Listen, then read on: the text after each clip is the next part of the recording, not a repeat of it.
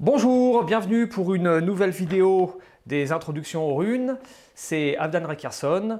Notre sujet d'aujourd'hui s'appelle les origines du Fusark. Papier et crayon, c'est parti. Vous n'êtes pas sans savoir que le Fusark, c'est, entre autres choses, un système d'écriture. Ça va être le sujet principal de cette vidéo.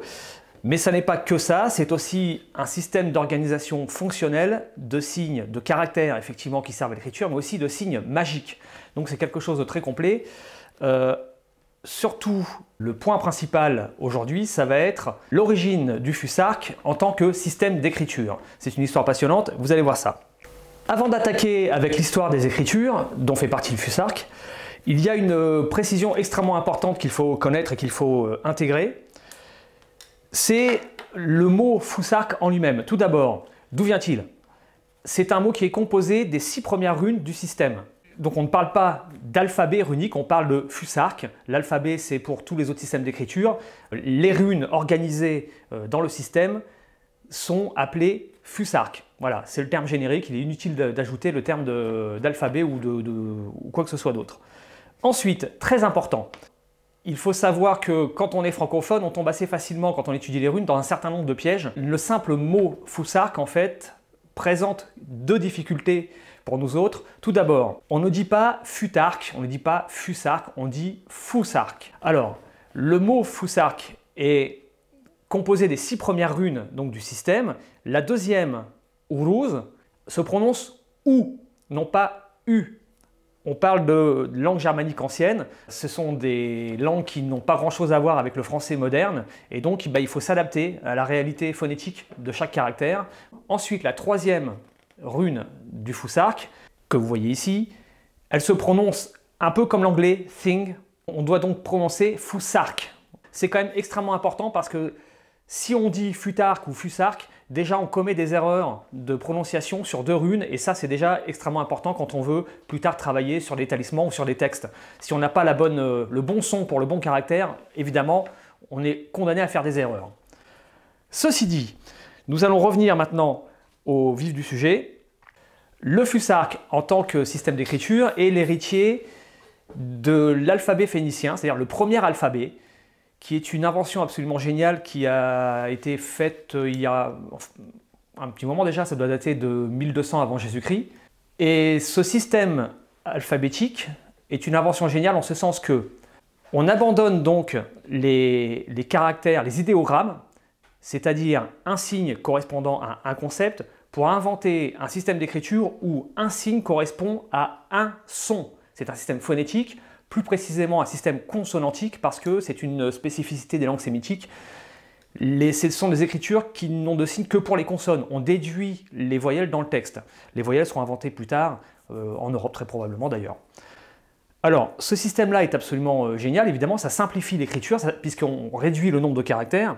C'est de cet alphabet phénicien que, via la Méditerranée, les Européens vont inventer leur propre système d'écriture. Tout d'abord le système crétois, les écritures crétoises, les fameux linéaires A et B. Ensuite, les différents alphabets grecs, dont sont issus notamment le cyrillique actuel, etc.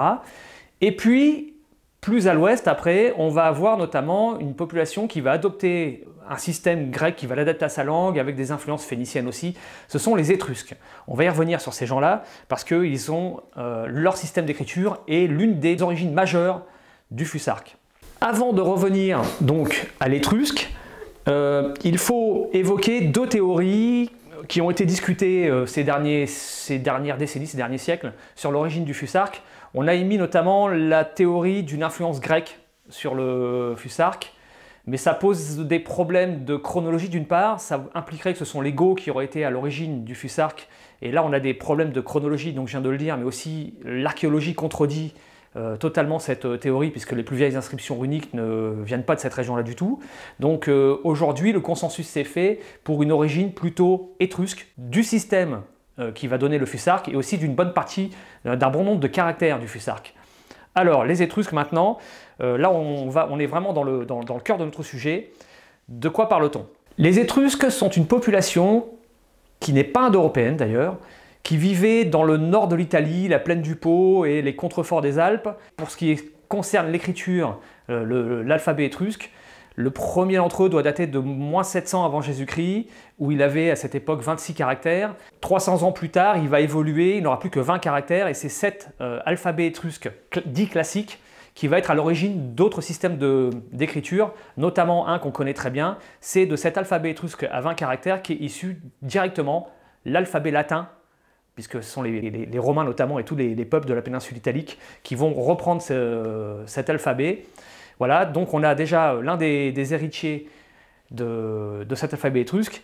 Et surtout, au nord, les Étrusques sont confrontés à un certain nombre de populations qui ne parlent pas la langue étrusque et qui vont reprendre l'alphabet étrusque pour l'adapter à leur langue. Par exemple, on a relevé dans la vallée du Val Camonica, vous vous rappelez, on en avait parlé, puisque c'est la vallée d'où était issu Otzi. À l'époque où je parle de cet alphabet camunien que vous voyez, nous parlons probablement des populations dont les ancêtres avaient chassé le peuple d'Otzi vers le nord. En tout cas, cette population a adapté un alphabet d'origine étrusque. Ils ne sont pas les seuls. Il y a un peu plus au nord, une région qu'on appelle la Récie, un peuple qui s'appelle les Rhètes, d'origine assez mystérieuse, qui eux aussi utilisent un alphabet issu de l'étrusque. Cet alphabet-là, nous l'avons déjà rencontré, c'est ce système d'écriture qui a servi à l'inscription du casque de Négao.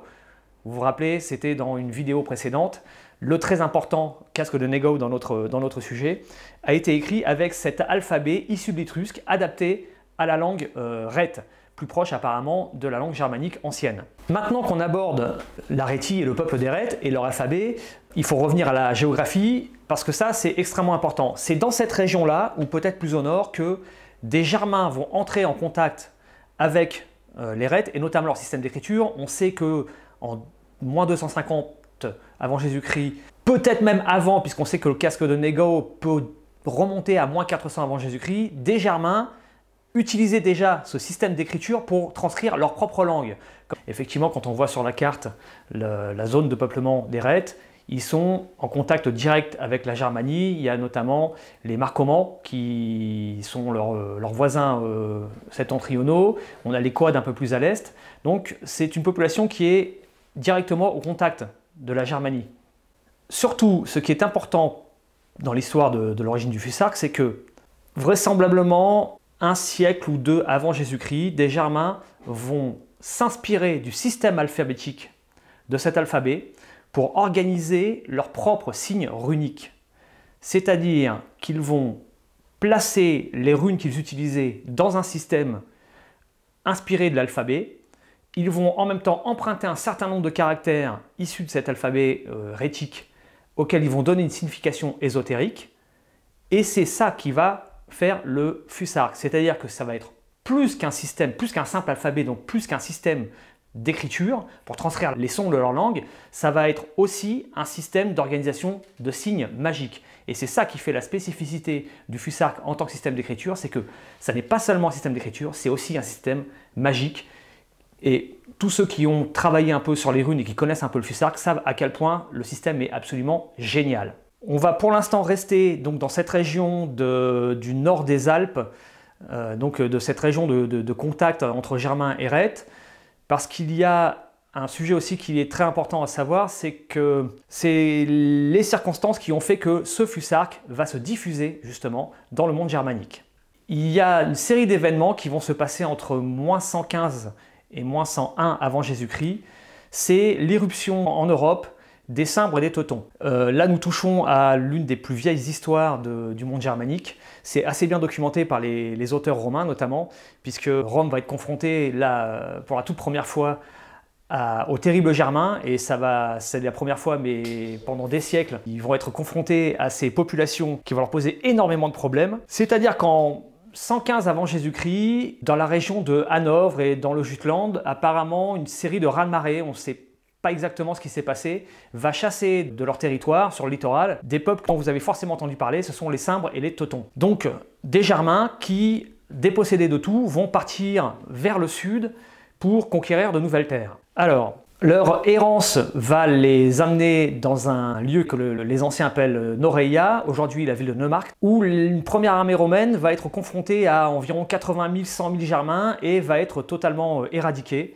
c'est le premier contact brutal entre Romains et Germains. Cette bataille désastreuse pour Rome, et il y en aura d'autres, va énormément les marquer, mais surtout, pour l'histoire du Fusarque, c'est très important parce qu'il suffit de voir d'ailleurs une carte, on va suivre les évolutions d'ailleurs, le trajet de ces populations, et vous allez voir que à 2 reprises au moins, ces populations vont traverser l'Arétie ou passer à proximité de l'Arétie. Après la bataille de Noreia, les Romains sont incapables de contenir les Germains, ces nouveaux venus. Curieusement, Cimbres et Teutons ne vont pas pousser leur avantage, ils ne vont pas pénétrer dans la péninsule italique, ils vont contourner les Alpes par le nord et donc effectivement être en contact direct avec les Rhètes. C'est cette région-là, c'est important de le rappeler, qui est à l'origine du Fusarque. Ils vont passer dans les Gaules où pendant des années ils vont vivre de pillage et de rapines. Vraisemblablement ils sont incapables de s'établir durablement quelque part puisque les tribus de Gaulle les harcèlent constamment. Ils vont même faire des expéditions, on voit ça sur la carte, dans la péninsule ibérique. La Confédération belge va les maintenir, les contenir dans une expansion, un retour vers le nord. Et finalement, vers moins 105, les Cimbres et les Teutons vont se séparer.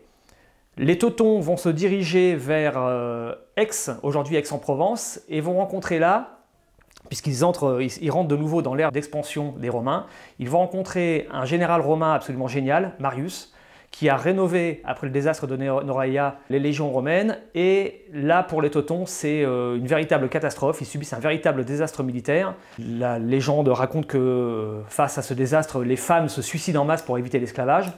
Pendant ce temps, les Cimbres, et là c'est très important pour notre sujet, repassent les Alpes, c'est-à-dire qu'ils font le chemin inverse et reviennent donc dans l'ère d'influence des Rhètes ou des Marcomanns. Ils reviennent dans le nord de la péninsule italique, c'est-à-dire qu'ils ont fait un grand mouvement tournant. Et c'est à Versailles que Marius, l'année d'après, rencontre les Cimbres et là aussi leur inflige un désastre dont ils ne se remettront pas. C'est quasiment une extermination, seuls quelques groupes épars pourront regagner la Germanie. Par exemple, un parti de Teutons, notamment après la bataille d'Aix, a pu remonter vers le nord et se joindre à la Confédération des Belges. Ça sera très certainement le peuple des Atuatuques. On pourra peut-être en reparler dans une vidéo à venir. Ce qui est très important dans cette histoire des Cimbres et des Teutons, c'est les relations qu'ils ont pu avoir en passant au moins 2 fois dans le nord des Alpes, c'est-à-dire cette région où le Fusarque a été inventé. Alors, je ne dis pas que ce sont eux qui ont inventé le Fusarque, ce qui est certain, c'est que ce sont les survivants des Cimbres ou des Teutons qui ont pris connaissance du Fusarque, s'ils ne l'ont pas inventé, et qui, lors de leur repli vers le nord, l'ont ramené donc, dans le cœur de la Germanie, et notamment dans la péninsule du Jutland, où de là, c'est dans cette péninsule-là qu'après un temps de latence, l'usage du Fusarque va se diffuser dans toute l'ère d'expansion germanique. Il ne me reste plus qu'à vous remercier de votre attention, de votre fidélité. N'oubliez pas de liker, c'est quelque part par là. Que dire de plus? À bientôt pour une nouvelle initiation aux runes. Au revoir.